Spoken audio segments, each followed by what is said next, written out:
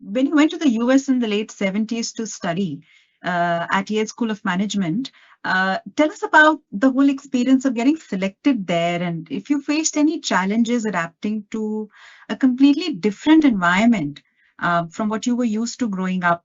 How did you overcome some of those challenges? Would love to So, hear yeah, yeah. some contrast that you noticed between India and the US at that point in time in the 70s. Uh, so the 70s, all my friends from the IITs were all going off to the US. So everybody I knew who was top mark getter at the IITs had all left to go to various MBA programs or MS programs in the US. So they would always write back saying, US is a seat of innovation, invention, culture. It's exciting. Everybody gets an opportunity to move ahead. And Indra, you've got to come to school here. And I'd sit back and think, saying, look, I've already done 2 years at IMCAL, but just to put the age in context, I was in IMCAL between the ages of 18 and a half and 20 and a half. So that's awfully young to go to business school with no work experience.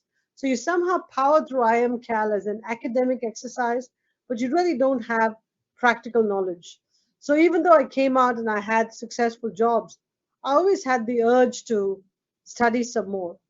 But I never understood really what my place in the US was. And then I chanced upon this new business school, Yale, that was linking the public sector and the private sector, really figuring out what's the role of corporations in society. And so I applied, never thought I'd get in. Then lo and behold, I got in. And then I never thought I'd get any aid because clearly we couldn't afford, that amount of money every year.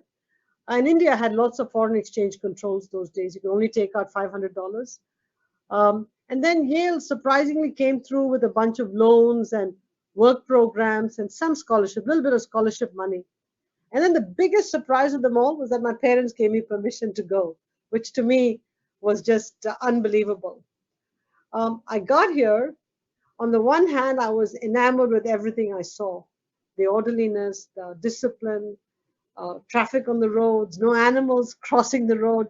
I mean, there's so much that I was wide-eyed about. Remember, those days we didn't have the internet, so we really couldn't see all of the US and India, only books in the library. But then I get to Yale and everything is alien to me. There was no food that I liked. I'm a vegetarian still. I struggle with food. I struggled with the fact that it was so quiet. Struggled with the fact that it was lonely. So the first week was very difficult, having to go to grocery store and do self-shopping, self-checkout, because in those days, India only had grocery stores where you pick up something and give it to a clerk who rang it up for you or even picked it out for you. So everything was new to me. So the first week I was desperately lonely. And then, various angels came out and helped me along and helped me get used to the US. And I mean, people don't even realize India in those days didn't have pizza. So I come to the US as a vegetarian. People tell me, you got to like pizza. It's a staple diet for vegetarians. Just put a lot of red chili flakes and you'll think it's good spicy food. I take the first bite of pizza and I gag because I've never had mozzarella cheese before.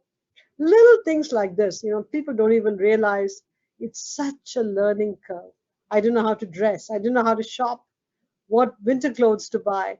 I mean, it was, looking back, it was a tough, tough onboarding, which got easier as the time went on and, people reached out and helped and pulled me along. But the first few days, first few weeks, I'd say, my God, I can't even think about how difficult it was. And you're still a vegetarian, right? Still You a continue to be a vegetarian, yeah. vegetarian for those years.